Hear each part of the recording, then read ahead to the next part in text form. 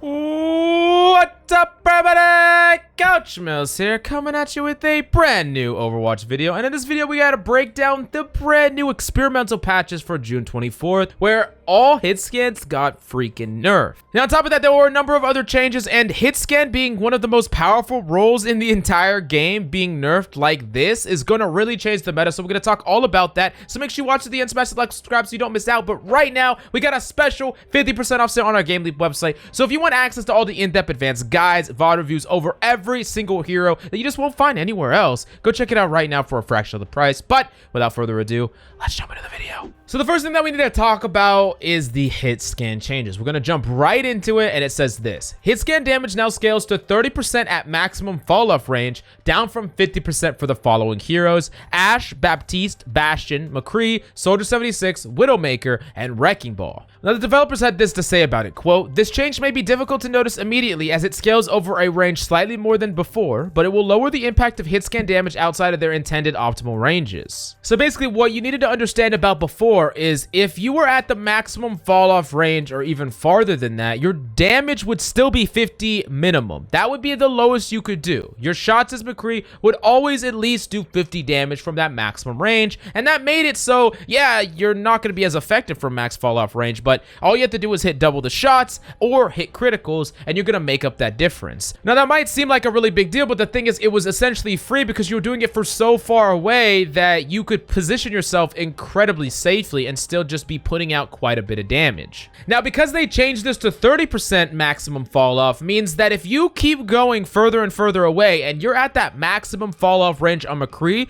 your weapon is only going to be doing 30% of the damage, which is quite a bit less. Every single shot is going to be doing 20% less damage than it did before, and it was already only doing 50%. Now, specifically, this is going to be a nerf to all the hit scans listed, and it's going to be an incredibly big deal for characters like Soldier, McCree, Wrecking Ball, and Ashe, Baptiste as well, honestly, Bastion not so much, but this is all going to be incredibly important overall for the power level of hit scans. You see, hit scans in general have been one of the most powerful roles in Overwatch, period. Especially as you start to climb the ranks, hit scan becomes more and more powerful. Projectile DPS has kind of just been getting shit on for the past year and a half, and hit scans are just getting more and more powerful as the player base scales in skill level, and also the characters themselves scaling in power level. So really, this is actually a good change. Well, some of you might be mad that some of your mains have been nerfed slightly. It is really important to not allow hit scans to just run rampant in the game, because then the game starts to feel really unfun and unfair for a lot of the other roles, whether it's support, whether it's tanks, or other DPS that are non-hit scan. I think that this is overall a good change. It's not going to be felt all that much except for the people that really shot from very far away. So you're going to have to keep this in mind when you're poking down enemies from the furthest ranges, and this is also automatically a buff for characters like Echo, Pharah, Hanzo, even Ana that didn't get touched here, even though she technically is a hit scan. These are characters that are going to be able to more effectively duel from further away against a lot of these enemies. So that's just something to keep in mind. You're going to be able to take more shots from McCree overall. You're going to be able to duel them a lot easier. So all in all, I think this is going to be a pretty good change for a lot of people. But let me know down below if you agree or disagree. Do you think hit scans should be buffed? Do you think they're not nerfed enough? I really want to know your opinion about all that in the comments down below. Now, the next thing that we need to talk about is Bastion. His recon configuration, weapon spread reduced from 1.5 to 1.2. And the developers had this to say about it, quote, "We're making Bastion's configuration recon weapon more reliable to help strengthen his run and gun gameplay when moving between spots he wants to post up when configuration sentry." Essentially what it's doing is it's making Bastion a little bit better when he's not in his turret form, which is going to make Bastion a little bit more flexible, because as he is now, he's basically just a stick to the payload kind of character, and when he's trying to transition, he's just a giant hitbox. He can't do a lot of damage, and he's pretty useless overall. So this is going to make Bastion a little bit better in the mid fight, when transitioning, and all the things that he's currently very weak at. It's just going to be a tiny bit better. But remember, this is really not going to be felt all that much when the nerfs also went through. So while his spread is going to be reduced in one capacity, and he's going to be more effective in those mid and close ranges, from those longer ranges, the fall off is going to take into effect at 20% less maximum fall off damage. That's also going to be felt. So overall, Bastion's still trash, sorry.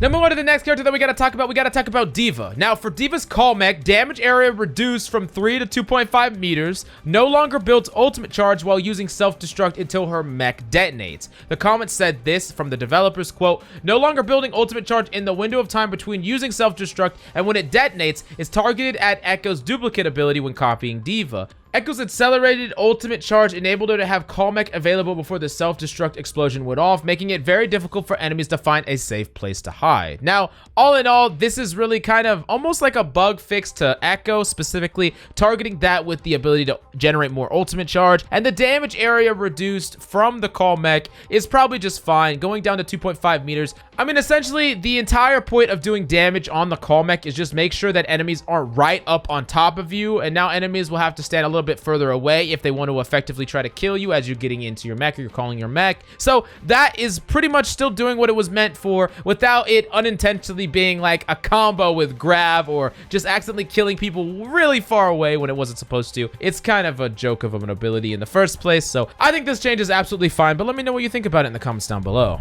Now, the next character that we got to talk about is Soldier 76. His heavy pulse rifle damage falloff is disabled when tactical visor is active. Developer comments: this will make tactical visor effective for more than just the aim assist, which slightly loses some players' value as players' aim improves. And this is 100% true. When you're clicking a lot of heads as Soldier without using your ultimate, but then when you tac visor, you can't get any criticals. Tac visor is just becoming worse even if you're hitting every shot if you were already really good at aiming. But the fact that the damage falloff is disabled here is so goddamn huge for Soldier, especially after the nerfs we just got where damage falloff is going to be even more severe. Having no damage falloff when you're tactical visoring means you can beam Echoes, you can beam supports that are hiding behind the front line, you can beam people like Pharah's very easily, Mercies that are flying, the list goes on and on. This is actually a really big change, and I'm pretty excited. Soldier might be actually pretty viable on some maps, especially some Koth maps or some maps that he can really utilize the terrain. I'm definitely excited to see this one play out, but I really think that this is a very big change. Honestly, this is a huge buff to his ultimate,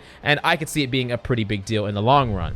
Now, the last change that we gotta talk about is Widowmaker. Widow's Kiss damage falloff range increased from 70 to 85 to 70 to 100 meters. The developers had this to say about it, quote, "We're adjusting Widowmaker's optimal range to be slightly further out to account for some map locations where counter-sniping was common, but just barely outside the effective range with the damage falloff. For Widowmaker, the sniping damage falloff is mainly in place to restrict the lethality of mid-air grapple shots at the extreme distances possible on some maps." So basically, as they actually increased the maximum fall-off decretion rate, they didn't really want to hit Widowmaker all that much. This was mainly targeting characters like Ashe and McCree and Soldier and other hit scans. It wasn't really for Widowmaker. Mainly the point of the fall-off range for Widowmaker in the first place was a Widow could like grapple to some really far away place and hit a shot on an enemy who just could not do anything to fight that Widowmaker back from that far away. So all in all, I think that this is kind of making it so that is minimized while still doing what it was originally designed to do. So the new nerf is not going to really hurt Widowmaker all that much, and it's basically kind of the same as it was before, which is a good thing because ultimately they weren't trying to nerf Widowmaker, but they did want the fall-off range to be consistent between characters and not change it. So this is why you see some nerf across the board, but a buff to specific characters they didn't really want to touch. Now, all in all, I think this is a really good patch, and I'm interested to see how it's going to shake up the meta, but definitely let me know what your favorite change on this list is in the comments down below, and go to the GameLeap website right now for our special 50% off sale. Our summer sale is going to allow you to get access to all the in-depth advanced guides for every single Overwatch hero in the comments down below at a fraction of the price, so go check it out right now so you don't miss out on that. But thanks so much for coming by. I really hope you enjoyed the video. I love y'all faces, and I'll see you next time.